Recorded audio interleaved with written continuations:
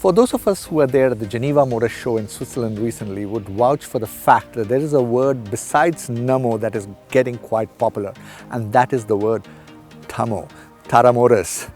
Tata Motors unveiled a beautifully designed car at the show, and that goes by the name of Racemo. Besides that, they unveiled the Geneva edition of the Tigor and the Nexon. We have here with us the Indian edition of the Tigor, and we're going to review it and tell you about it. This is the Motown India show, and my name is P Tharyan, along with my trusted camera person, Afsar Bey.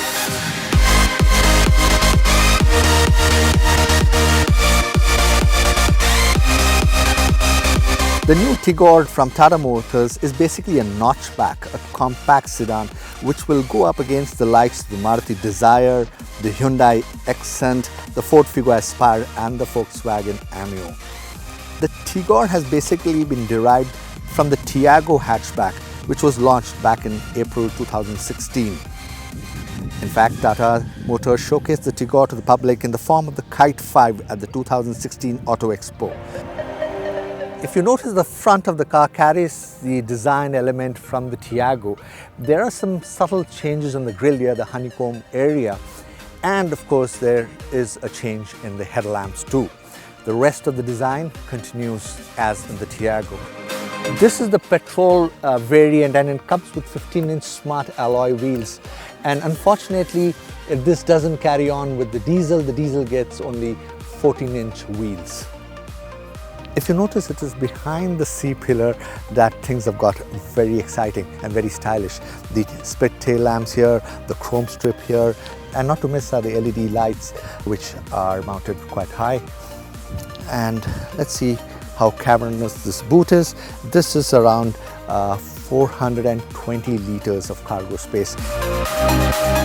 The Tata Tigor comes with the same engine options as the Tiago, that is, a Revitron 1199cc 3-cylinder petrol engine which produces 84 horsepower at 6000 rpm and a peak torque of 114 Nm at 3500 rpm, and a 3-cylinder Revotorque 1047cc diesel mill which produces 69 bhp at 4000 rpm and a peak torque of 140 Nm from 1800 to 3000 rpm.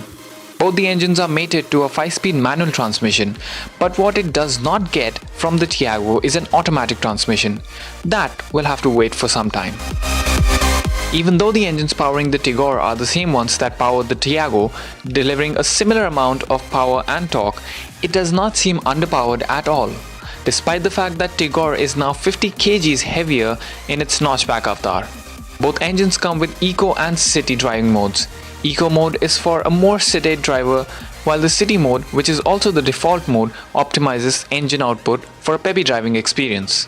The diesel motor packs enough punch to zip around city traffic and cruise at healthy speeds on highways. The petrol, on the other hand, feels more elegant and smooth. The electric power-assisted steering is designed for a light steering feel and for easy maneuvering. Despite its added length, the car is planted to the road at high speeds, and with its dual-path suspension in front and rear allows for good ride and handling. NVH levels as well in both petrol and diesel are well under control.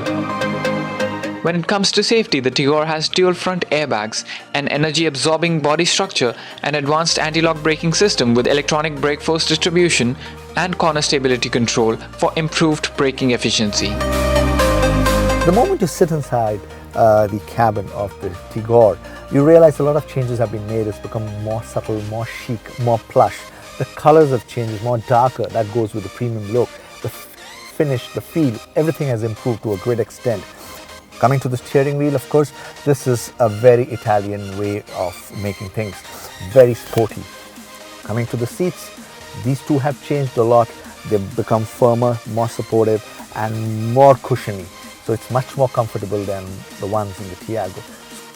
The Tigor comes with a 5-inch touchscreen infotainment system enabled with video playback, voice command recognition, SMS readout, and display for the rear parking assist camera.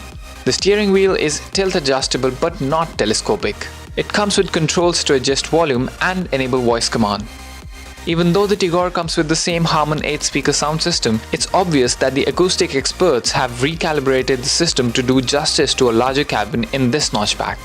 The vehicle is also equipped with a comprehensive app suite with dedicated apps for navigation, music, Bluetooth remote, and Tata Emergency Assist app. But all of those are only compatible with Android based devices, so iPhone users would have to simply twiddle with their thumbs. The cabin packs other goodies including two 12-volt power outlets, one in the front console area and the other one on the floor console area, automatic climate control, and 24 utility spaces for storing cups, bottles, mobiles, etc. It gets even better at the rear. If you notice, there's ample leg room and knee room and of course headroom. And most important is the fact that the seats here are obviously much better than the hatch. And interestingly, we also have an armrest here with two cup holders which can be pushed back. Incidentally, the center seat at the rear is also quite comfortable, and it gets a teeny weeny headrest at the back, and the back support is good. The under thigh support too is amazingly good. So if three people were to sit at the back, it would be quite comfortable. Now that I've finished driving this beautiful Tigor car, I cannot help but tweak the lines of William Blake's poem, Tigor, Tigor looking bright in the cities where we live. Kudos to the Tata Motors team for building such a perfect frame. Sorry, Mr. Blake, I just got carried away.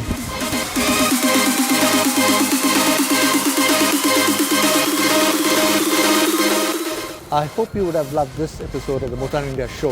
If you have, do not forget to like and share. And most important, if you're not subscribed to the Motown India channel, do so. In the meantime, drive safe, ride safe. Till the next time, ciao.